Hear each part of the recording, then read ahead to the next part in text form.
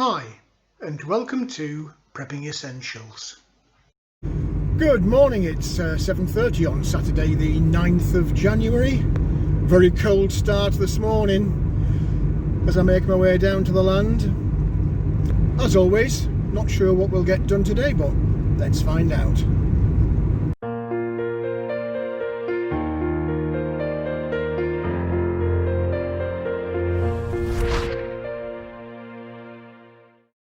Well, here we are down on the land, and it's an extra cold morning this morning. I had issues getting through the gate. It was -4 when I left the house, and the locks on the gate at the entrance to the field here are frozen solid. So I've been messing about for ages trying to get the locks open, but we're in. Thankfully, I'm gonna get myself across to the cabin. I've got some materials in the car which are a bit too big for me to carry, so I'll get the cabin open and get the wheelbarrow out, and then go get those from the car. I think I might actually light the fire before I grab the wheelbarrow and give the cabin a chance to warm through, because it is a cold morning. Don't know if you can hear that under my feet as it crunches while I'm walking, but it's cold. Anyway, get myself opened up, and then we'll see what we can get done today. Well, I'll tell you what, it's apologies for that, it's cold. I've got the fire going, and already it's bumped up the temperature a good 6, maybe more degrees. -4 out there. Might even be more than -4, because as I've been moving the stuff from the car, I think it's getting colder rather than hotter. Well, out there anyway. I've got the garden room door open just to get a bit of draw on the fire. So even with that door open, we're sat at +3, +4 on the thermometer, which is still cold, but it's a damn sight better than -4, which does present some issues, and I'll talk about those shortly. But right now, as I hug my cup of coffee, let's say good morning to everybody. Hope that you're staying safe and doing well wherever you are. It's the weekend, so hopefully you're getting a bit of a break. I'm just watching the steam as I'm speaking to you. We're in crazy times. We really are in crazy times. Touch briefly on the United States. Hi to all of the American cousins that are viewing. You've certainly had a crazy week this week. If you were to listen to the news media, you would think that some mass genocide had occurred, which clearly it hasn't. But the way that things are presented in the media, you do have to be really careful. A lot of people do actually just sit, particularly now with COVID, and just consume hour after hour of media propaganda, which is what the majority of it is. We don't really have news channels anymore. We have what people want you to be told channels, if that makes sense. Some of the stuff that you see is just absolutely crazy. I sit there and think, well, who's challenging the view that these people are putting across? Because clearly nobody in government is. Were I a conspiracy theorist, I'd be tempted to say that government is verbatim giving these news channels a script as to what they want the public to believe. It's really quite crazy. The media does have its own agenda though, so it is pumping out its own message as well, and that's very clear here in the UK over the last, well, God, forever it seems, but certainly the last few months with COVID. So for the guys and girls in the US, deep breath, everybody.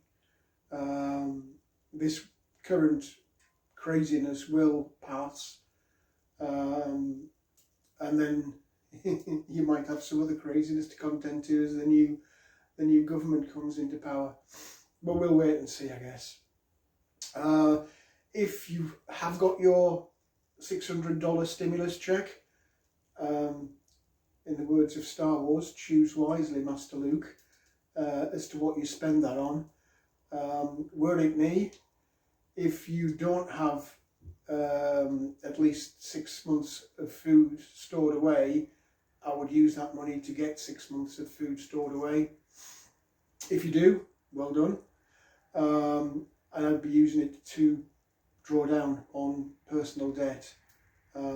With the way that the economy is going, it hasn't even started yet to collapse, but it is. You want unsecured debt getting rid of as quickly as possible. The last thing you want is the banks coming round and taking things from you. So I'm not a financial advisor. Do your own research. But yeah, food, or if you're in a position of strength with food, clear as much secured personal debt as you can. Here in the UK, we're into our, hard to say what number lockdown this is. 3, 4, who knows. But we're on a full national lockdown. Though, having said that, as I travel to and from work, because I'm a key worker, so I'm allowed to do that, I don't see a lockdown at all. The roads are just as busy. There seem to be just as many people milling about in the streets and the shops. So I'm not buying that we are in a lockdown. We are on paper, and according to the government we are, but I'm not buying it. Not from what I see around me in terms of people mixing, people moving around from place to place. And that's kind of borne out overnight, because yesterday, I guess late afternoon, the Mayor of London,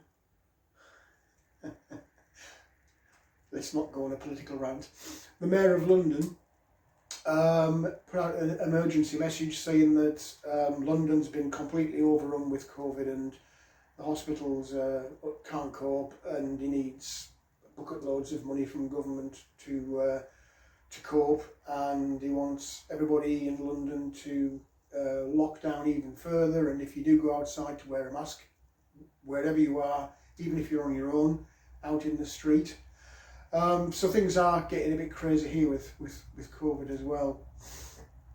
I don't know why there's such a big surprise about numbers of cases rising. We just opened up completely at Christmas, and everybody scattered around the four winds, doing their own thing. So yeah, we're in crazy times with COVID again here in the UK. So please do make sure that you are continuing to prep. Who knows what additional restrictions might be brought in. We could be in the realms of curfews. Who knows? Now that would be interesting. So yeah, at the minute, people are still going to work, working from home wherever possible, to try and keep the numbers of people in work at a minimum. You might see some changes there. we might return to this tighter restriction on who exactly can work. At the moment, it's anybody in manufacturing. Don't have to be a key worker. You can still go to work if it's not possible or practical to work from home.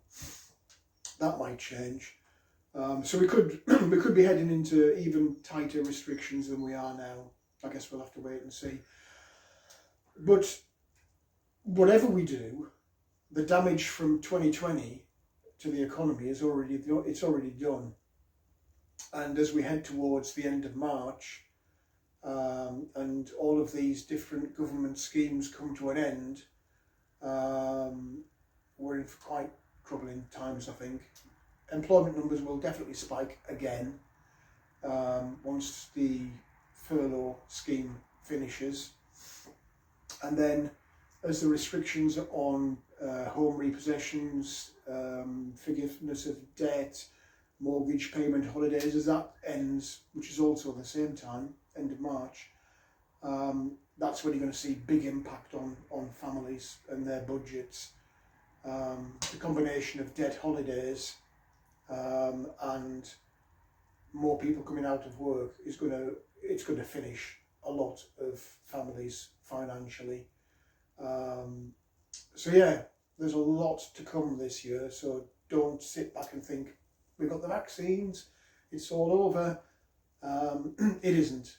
It's not over with COVID and the restrictions that are being used because of COVID, and the economic impact, the disaster that will come, hasn't really started yet, because we've still got all this government stimulus and other schemes going on.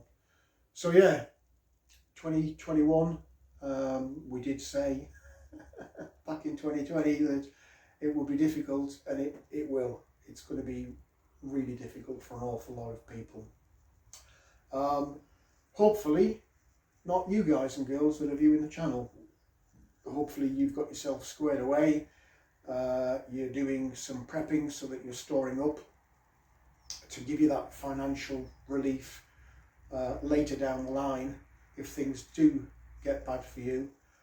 So please do continue to do that. Not even drinking my coffee, look. I'm too busy using it as a radiator to heat my hands. In terms of what I'm planning to do today, there will be something outside, not an awful lot because of the temperature, but I have got a rainwater storage barrel for the garden room roof. So at some point that's going to get installed so I can start saving the water that's been coming off that roof for the last few months and just going to waste. I need to look at the raised beds in the garden room. My idea is to give me a head start with planting. My idea is that I'll create a kind of a, I don't know what you call them in the States, but we call them a cold frame here. It's if you imagine the raised beds, you will see later as I progress, the raised beds with a transparent lid. So I'll be using, hopefully, I haven't checked it yet, I'll be using some surplus polytunnel sheeting to create a lid for those raised beds, and that should, in theory, begin to raise the temperature in those raised beds. So you'll have the shelter of the enclosed garden room, then you'll have another shelter of the enclosed raised bed. And then just to add to that, the idea is to use seed trays which have plastic lids, and again I'll show you those a little bit later on. So we'll have essentially 3 layers of insulation. The garden room, the raised bed, and then the individual trays. So that's my plan. But as you know well, it is easy to get distracted. I've already got distracted this morning. I've put a one of the CCTV cameras on to charge. The one that is on this cabin wall behind me It spends a lot of its time in shade from the tree line along the field boundary, and the solar panel is not keeping that fully charged up. So I checked this morning when I came down, had a look at the 3 cameras to see what the charge levels were. That one was down, so I've just popped it into the charge controller there to top it up while I'm sitting here today. So I have already got distracted, and undoubtedly I'll get more distractions as I walk past things and think, I wonder if normally that translates into forget what I was doing, I'm going to play with this for half an hour. It always happens. So I will keep you up to date with progress as we go along. I'm not imagining there's going to be a huge amount of video content, but I'll grab as much as I can and give you a better understanding of what my plan is for the garden room. You never know, I might be getting a delivery of wood again today. I didn't get it last weekend, so fingers crossed. I might get it this weekend. I won't be doing much with that other than store it, so it'll probably go in the original cabin just to keep it nice and dry. There is some bigger stuff, 3x2s, timbers. I can't remember if I ordered 8-foot or 12-foot lengths. So they might go in the cabin, they might have to go in the polytunnel. We'll see when they come. If they come, we'll see. And if they're short enough, they'll go in here. If they're too big, they'll go out into the polytunnel. There are a couple of little bits and pieces in the polytunnel that I want to get done. Whether I'll do them today, given the temperature outside, I don't know, because it involves unscrewing that bench that I installed, and that'll definitely be cold hands. So I don't know, we'll see. As always, I'll be making it up as I go along. So hopefully I'll catch up with you a little bit later, but for now, stay safe. Hope everything's going okay for you, and we'll see what we can get done today. I said I'd popped a CCTV camera on charge, and I have. Interesting to see, even this time of the morning with zero sun virtually, the extra panels are doing the job. Even though I've got Wi-Fi running and I'm charging that camera, I've still got 13.1 volts in the battery and clearly charging. Good news. It's a really cold morning. I'm just moving stuff across from the car. Got the fire going, but you can probably see all the ice on here. It's really thick ice. Very cold this morning. I'll be pleased to get inside that cabin with my cup of coffee and get her warm next to the fire. Well, here we are, wishing it was summer, because it is a bit chilly in here. I just thought I'd share some of the things that I've brought down today.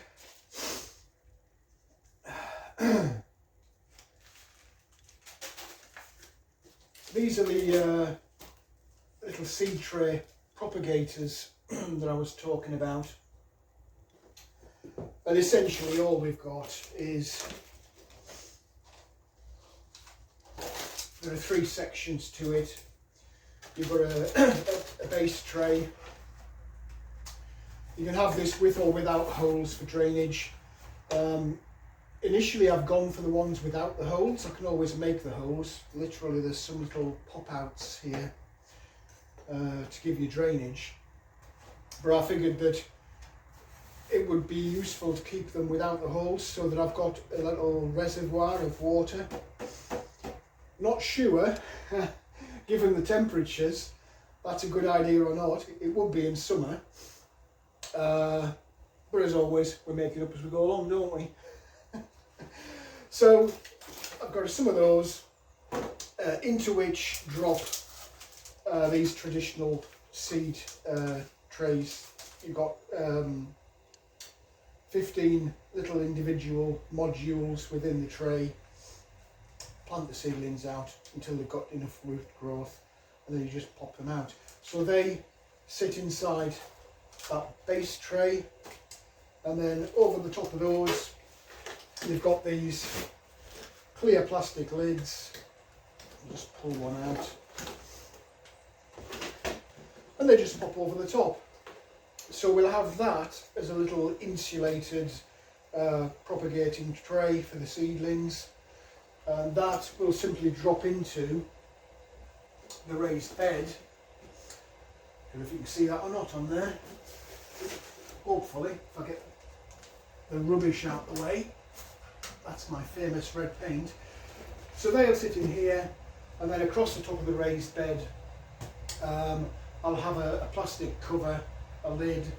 So we've got the insulation of the garden room itself, the insulation of the raised bed, and then the insulation of the individual propagation trays. Oh, that's the plan anyway. Just put those out the way for now. And then in addition to that, we've got a couple of other little packages. Not really exciting this, but I'll show you nonetheless. As we're doing the raised beds, both in here and eventually outside, once the weather warms up, I am going to need some kind of fertiliser just to help the regenerate the compost. I'll reuse quite a lot of the compost I used last year as a base layer, and then top up with fresh, but just to give that base layer a little bit of a helping hand. I have got some organic compost of different kinds and some organic fertiliser out in the polytunnel that's left over from last year, but this is just a big tub or big box. There's 4 kilos in this of fish blood and bone, so I'll be using that as I start to move forward with the planting. So that's that one. And then finally, the joys of live video. Bear with me a second because I've got the kettle boiling and I can hear it.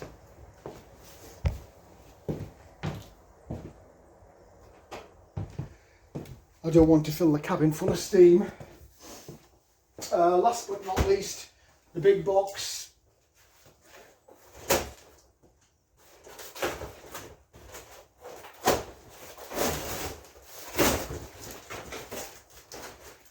I use this knife for everything, and it's just a household knife, but it's really good for pretty much anything I want.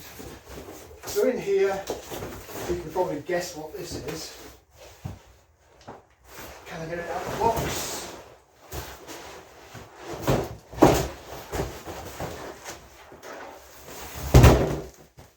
It's heavier than you think. So we've got our water barrel. There we go. How nice is that? That's 227 litres, 50 gallons. We've got a couple of pre-drilled holes in various places in it so that you can both feed in the rainwater and, more importantly, out the bottom, feed out. Now, I've not had one of these before. I have got lots of different barrels. You might have seen in my water storage videos. That's a long time ago now, God, well over a year I think. I've got quite a few food grade blue barrels, 100 litre ones, which I've got fresh water stored in back home. There's 2 of those with normal household fresh water from the tap, and then a load of 25 litre more traditional jerry can style freshwater storage. So I have got fresh water stored, but I've not tried these more traditional garden varieties before. So 227 litres, 50 gallons, that's not a bad start for collection off this roof. And I'll see, once I've got it installed, I'll see physically how much space it takes up outside the garden room, and I might be tempted to get some more of these. It's difficult getting hold of those IBC tote, you know, the 1,000 litre ones that I've got for the main cabin roof. It's difficult to get hold of those. The ones that have had food materials in them, mostly the ones you get are chemicals. And if you buy them brand new, they're horrendously expensive. So I'm going to give this one a go, and if it works out okay, I'll check for sizing outside. I can always link a few more of these together, just in the same way that I did with the IBCs, you know, straight pipes out. And we'll have a little row of them, maybe at the back of the garden room. I don't know, we'll see how we get on. As always, I do make it up as I go along, so this one hopefully will get installed today to get me started, and then we'll see how we go on. I might have a few more of these, we'll see. You never know, I might fall lucky and pick up an IBC, but I wanted to get started while we have got some rain. Although at the minute it's not rain, it's ice. So there we go, that's those. I'll do a few more little clips of videos as I go along, but this is the starting point, and I just thought I'd share that with you. Well, that's the kettle boiling, so that must mean it's time for coffee. Well, it's slow progress this morning, and it's bitterly cold. I've been looking at that rainwater harvesting barrel. There's a variety of little attachments come with it. So there's an outlet tab for the bottom, and then there's a few little additional accessories so that you can link the barrels, link that barrel to another one. So I've had it outside, just trying to figure out where to position it under that guttering where the downpipe comes. It's going to need a hole drilling in the lid. There are lots of different ways you can install these. You don't have to have the downpipe go direct into the top of the barrel. It has a little attachment that fits into the downpipe and then diverts the water through a secondary hose into the top of the barrel through this side rather than through the lid, if that makes sense. But having played with it for a while and frozen to death, I'm inclined to just go straight through the lid. I can connect those up. There's a pre-drilled outlet already in that barrel, so at some point in the future, if I extend it, I can just, as I did with the IBCs, just run a connection hose between the two. So I've kind of figured out where it needs to go. I need to pre-drill the hole in the lid, but I was freezing out there, so I've come in for a warm now that the kettle's boiled. I've also measured up the raised bed to see what I need to cut in terms of wood to fabricate a lid for that. So once I've had this coffee, I think I'll leave the barrel for now and focus on stuff that I can do indoors. Purely selfish motives, because it's warmer in here than it is out there. That kind of does lead me into something that I should mention. I think I have mentioned it recently, not sure. And that's temperature. Now that I'm looking at, again, rainwater harvesting, it kind of turns my attention towards water, and I have noticed I am having an issue inside the cabin with water. I've got water coming through to the kitchen sink and to the gas boiler for the hot water, and since we've had these -4s, -5s, I don't honestly know how far down the temperature has dropped here during the night, because clearly I'm not here to look at it. But over the last almost 2 weeks now, we've had temperatures dropping to -10 and 11 in the UK. Now, I've not seen that on any of the forecasting for here in this area, though when I've got up for work in the morning and I've seen -5, it does make you wonder how far down the temperature is going, because inside the cabin I have got a couple of water containers. I've got that ceramic water filtration tank for cleaning the water to make it drinkable. Now, in the base of that, the water's not frozen. However, the outlet pipe that has frozen, and the top canister, because it's a bi-tank system. You put dirty water in the top, filters through the ceramic filter, clean water into the bottom. That top tank with the ceramic candles in, the level in there generally is either empty or a very, very small amount as it fills the lower tank. And I noticed last week that had surface ice on it. It wasn't solid, but the surface had frozen. The kitchen sink itself, where there was water left standing in the sink after I'd washed my cups up, I noticed today when I came in, the water in the sink, and we're talking millimetres, that was frozen. So there is clearly an issue inside the cabin with water freezing, and what I am nervous of is the water pump and the gas boiler. I am nervous about those. When I leave, I always drain off the pipes leading to the kitchen sink. I just let the pump, switch the pump off with the tap still open, so it kind of empties that pipe. So that if during the night it does freeze, there is room within the pipes for the water to expand as it freezes. So I'm not blowing any seals on the taps, and fingers crossed, I'm not going to cause any damage to the pump. But it is an issue, and I'm not entirely sure yet what I'm going to do to try and resolve that. I think I did talk in a previous video about having a timer for the diesel heater, but again, I am nervous about having heating on when I'm not physically here. I don't want to set myself up for a fire hazard.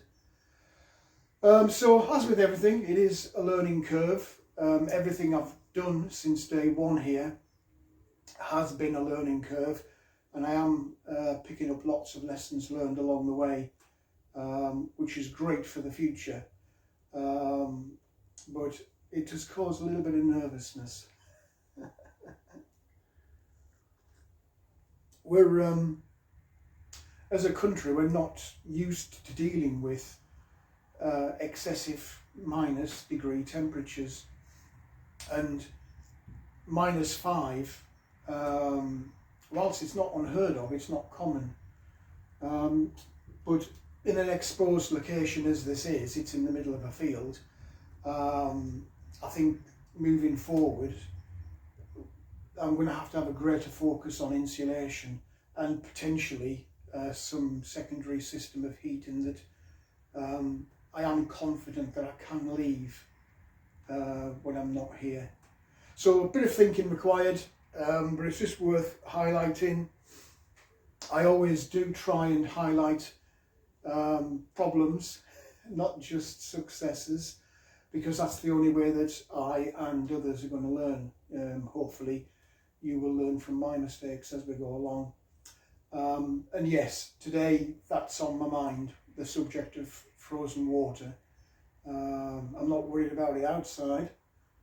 I'm not really that worried about it in the rainwater harvesting system. But clearly there is an issue as you pipe out from the tanks and come into the cabin. So there we go. Everything I do pretty much gives me some kind of lesson learned, so that in future projects I can incorporate those lessons learned into the future build plans. Anyway, I'm going to sit and hug this coffee for a while, then I'll get cracking with the lids for the raised beds, and I'll keep you up to date as I go along.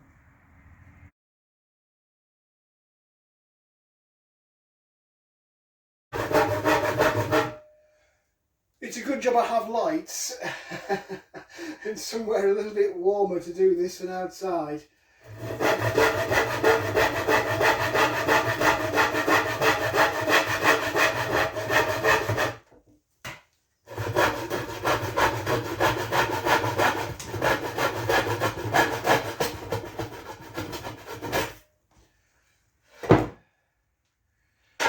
Because it is cold out there,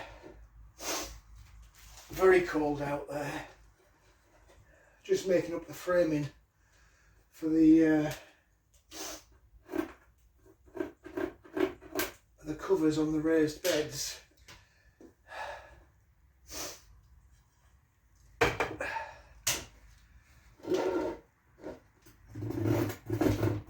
Nothing's ever easy.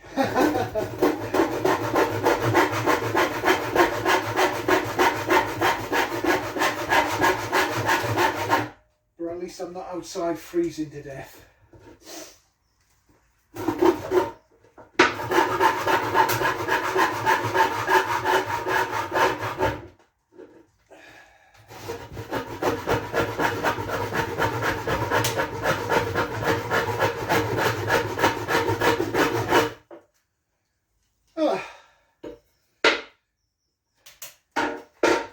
That's the two outside ones. I'll need one for the centre, where I'll frame up first and then measure. No matter how much space you think you've got, it's never enough. I'm just rough framing this out, the lid for the raised bed. I've got the ends secured in, just working out where the centre battens need to go. I'll get those drilled and then screwed. It's not very thick wood, this. It's only something like 20mm.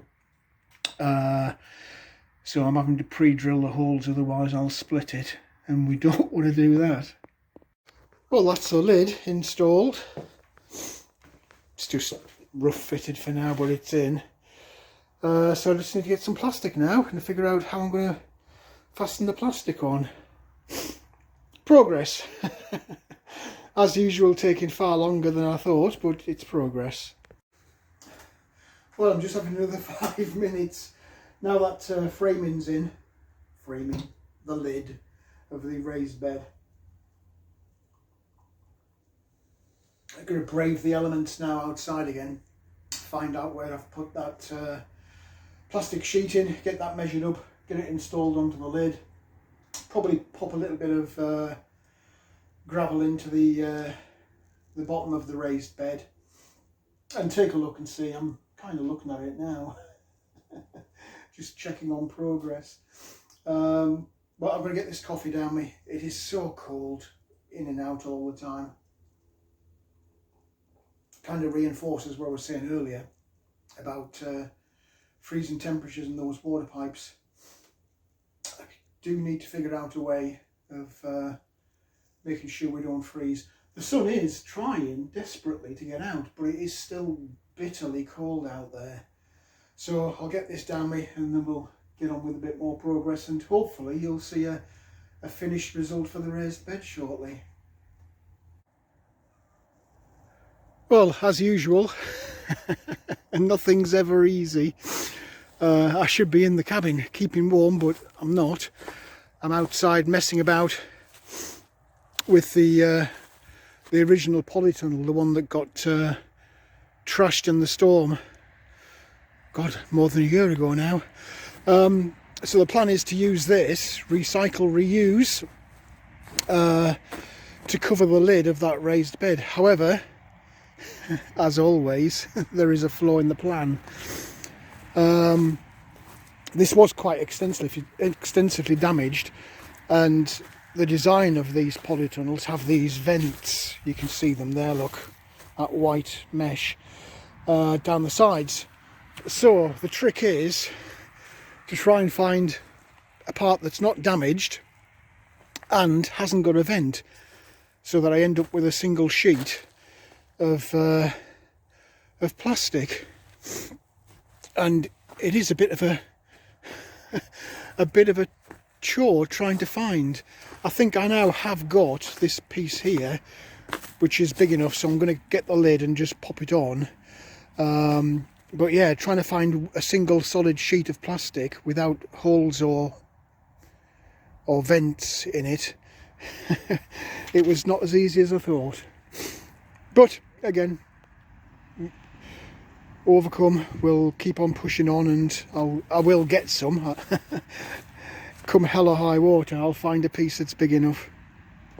Well, you know how you say that's a 5-minute job. It isn't. I got the plastic sheeting cut off the old polytunnel cover, and I've just now started to rough fit it onto the lid with the trusty stapling gun, and it is taking a while. And it's wet now that the ice is thawing, so my fingers are a little bit chilly, but we are making progress, slowly but surely. Well, we're slowly getting there. I'm just overlapping now, and then a little bit of trimming, and we should be good to go. Will it fit is the burning question. Well, I've had to take a break from the raised beds. The sun is trying to get out, but you can see across the field it's still frozen. But I'm waiting for this chap to come. Here we go. I've got a delivery of wood.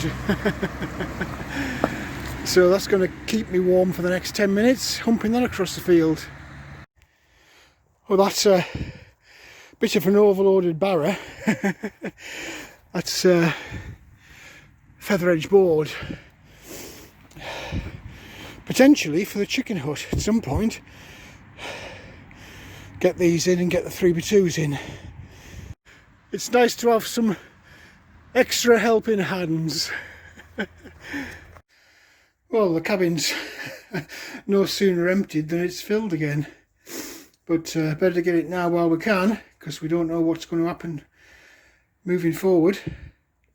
Now we've got that bit of sunshine coming. Look at that.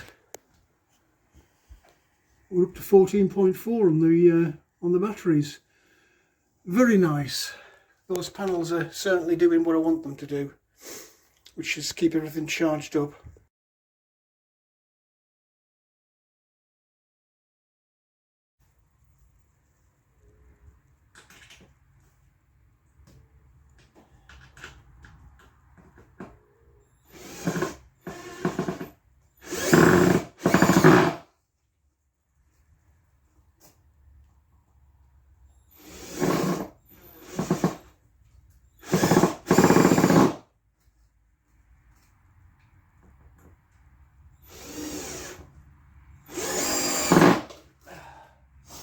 That was a bit of a chew, but we're in. So we're ready for the grand unveiling. I've popped it on hinges, and it will go all the way back to the wall if I need to. And I've got my little mini propagators all there ready to go. So we'll see how that warms up as we go through the next few weeks, but a long fiddly process, but progress nonetheless. Very pleased. Good job done.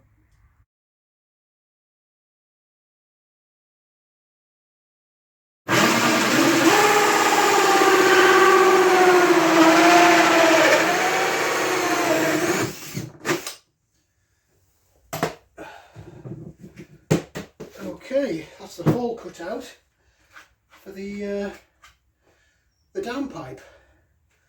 fingers crossed that I've measured it all correctly. Well, I don't know if you can see, we are still frozen solid. There's a tiny little bit of sun just cutting across the far end of the field by the road, but the rest of it is completely white and hard. Just letting the fire go out now because I am more or less done. So let's see, how did we get on with that rainwater collection system? There we go. Barrels in place. In fact, you can still see on the roof. It's still frozen. It's been so cold. So yeah, it's doing what it should. Rainwater's running down. Even as I was putting the downpipe back in, I was getting wet. That then drops into the top of the barrel. Nice little fit in there. I've got the output tap ready to go, so I can just pipe from there straight through that cladding and into the garden room. And then I've got various options. There's an overflow pipe here for if it gets full and it needs to go somewhere, it can come out of here. And then at the bottom I've got another outlet, and I can connect that straight into another barrel. So if I wanted to put another barrel at the side here, I could pipe straight from that one into the next one, a bit like I've done with those IBC totes. So there we go. That's a nice job done. That can start collecting water for me now. And the raised bed cover is on, so I think it's about time. I'll probably have 5 minutes. I need to tidy up because I've still got loads of stuff kicking around, but we've got some good progress today. I am really pleased, really pleased. Well, that's it for another day. Really nice to see that rainwater barrel in. That can start filling up now. I've no doubt we'll be getting plenty of rain. It's the ice I don't want. Everything's locked up. Not even been in the polytunnel today. Fortunately, the wood did come and it's all fitted inside the cabin, so no need for me to go in there. And it might seem a bit odd, but I've been down here for 7 hours plus now and I am ready. Fire's pretty much gone out now, but everything's looking good. Nice to see those panels on there, and really nice to see that they're doing what they should have been doing and giving me plenty of charge on those batteries. So pleased I got that done when I did. And again today, might not seem like progress, but very pleased with what I've managed to get done, and it certainly is progress, and that's what counts. So I've got one tiny bit of the field basking in a bit of winter sun. The rest of it's frozen, as am I, so I'm going to get myself off home. Well, that's it for this video. I hope there was something in there that was of interest to you. If you did like the video, please do click on the like button. Also feel free to hit the subscribe button if you haven't already done so. As always, welcome any comments, questions or suggestions you might have. How's it all looking today? It's so cold, especially in the garden room and outside messing about with that water barrel, but decent progress I think. What do you think? Let me know in the comment section below. But for now, thanks for watching and I look forward to seeing you in the next video.